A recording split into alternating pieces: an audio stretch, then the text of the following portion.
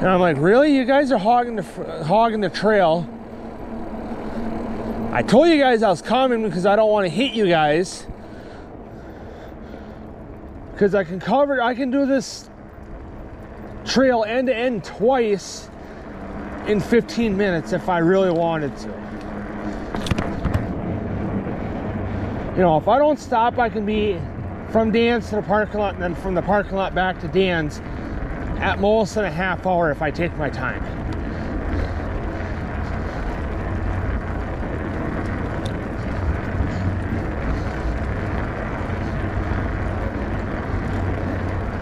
You know,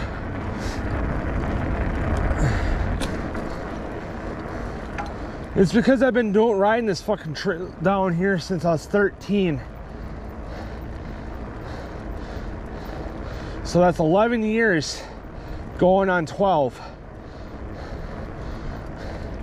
that I've been riding down here off and on. As I've been getting older, I've been coming down here more and more on my own.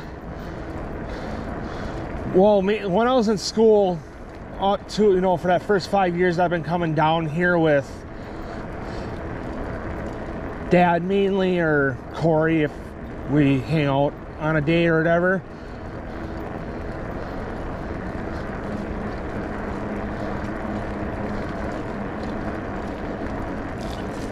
You know, so me and Corey hang out for a day or whatever, and we come down here, I'm with somebody at least.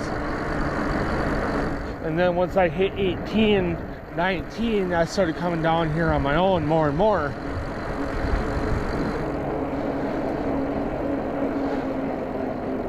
You know, if anything fucking bad happens, I call Dad right away. I'm like, hey, I need you to come get me. He's like, where are you, Buried? I'm like, yep.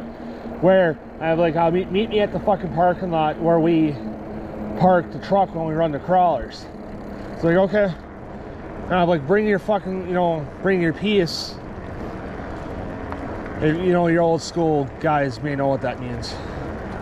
New school guys, please don't fucking ask, because it's, you know, not going to be YouTube rated. You know, because I know YouTube doesn't like the, you know, like the actual word.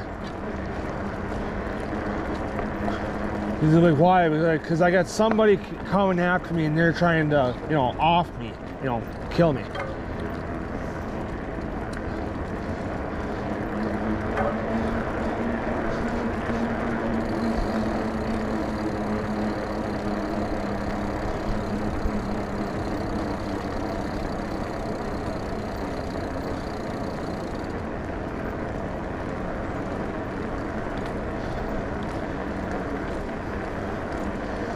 Like, okay, I'll be there really quick. I'll be like, okay, bring the fucking truck too.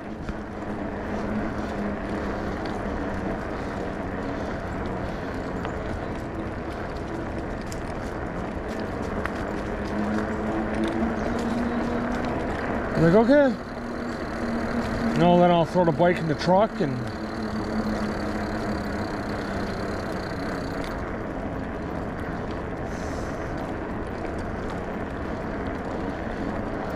I'm like, give me, you know, that said piece. I'll deal with it on my own. Cops show up, we bounce. We are out.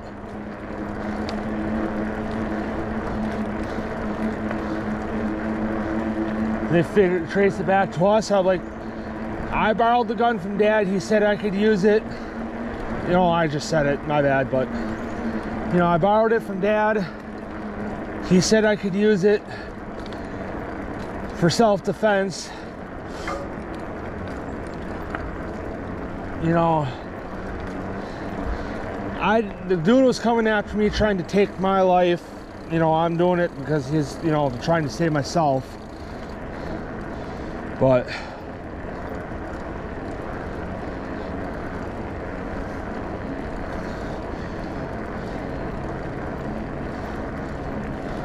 you know, that's half the time why when I come down here, I have a camera on my fucking chest too, to save my, you know, to kind of help save my ass.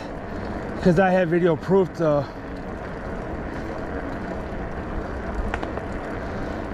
you know, I'll have video proof of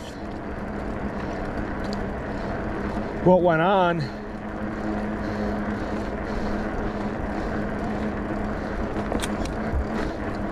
You know, and obviously I wouldn't be able to upload it to YouTube because it's, you know, something that'll get taken down with right away.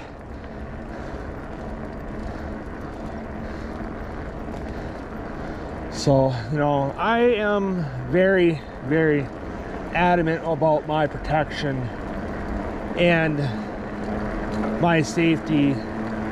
You know, if you guys know, I'll say this, I stand by the Second Amendment, you know, so then you guys obviously know I'm talking about guns, but, you know, and I apologize again for bringing it up, but, you know, Kamala Harris is talking about, you know, if she gets elected in office, which today's voting day, if Kamala Harris gets put in office, she's taking that shit away.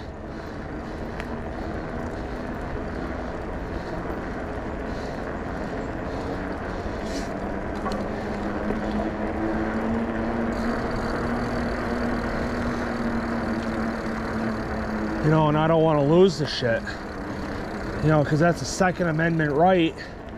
Or not a Second Amendment, that's a constitutional right. That, you know, that's an amendment on the Constitution. You know, and it's been on the Constitution since it got signed in 1776.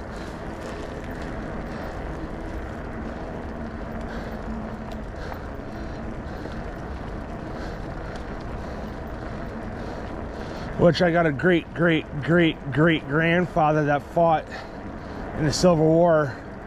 I don't know what side he was on to get it, you know, I don't know if he was on the side to get it signed or the side that was against it.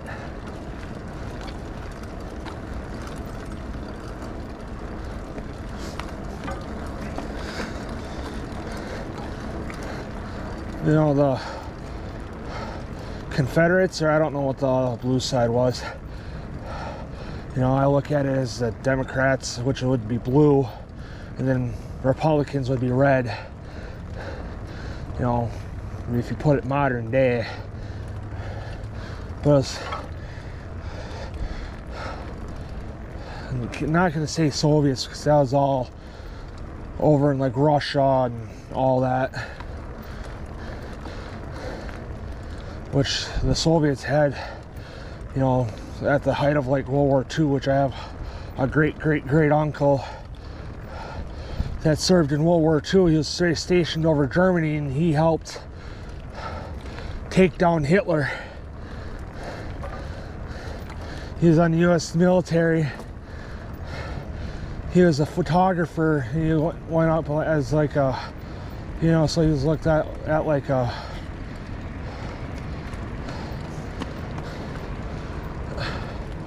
World War II bomber.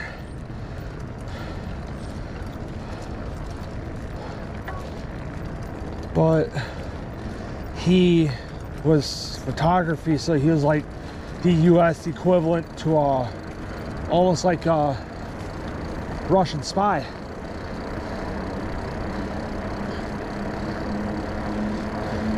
You know, so then he'd have somebody up in the air with him flying the plane.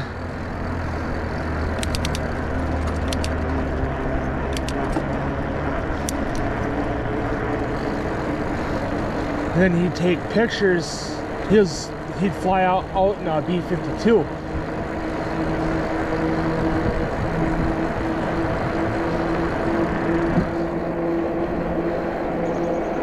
You know, he'd take pictures of different outposts and stations that the Germans were using.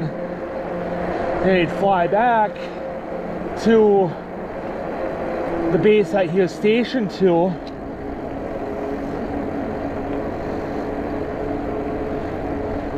In Germany, then he'd have the pictures developed and whatever.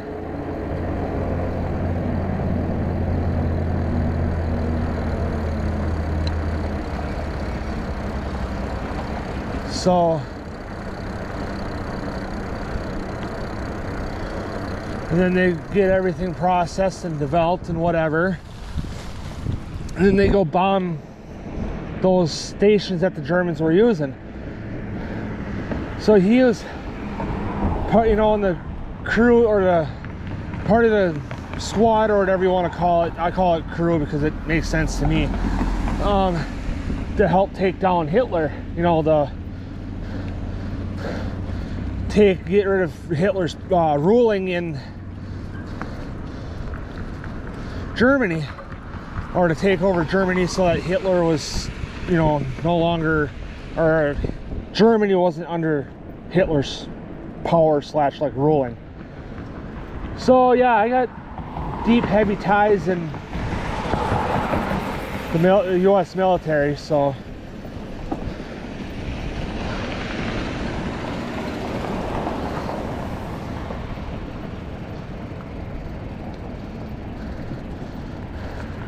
you know, I got a great grandfather that served in the Civil War, so he fought in the Civil War. And then my grandpa was in the National Guard, the one that I just lost last year. One of my grandma's brothers served in the National Guard too, at the same time as Grandpa.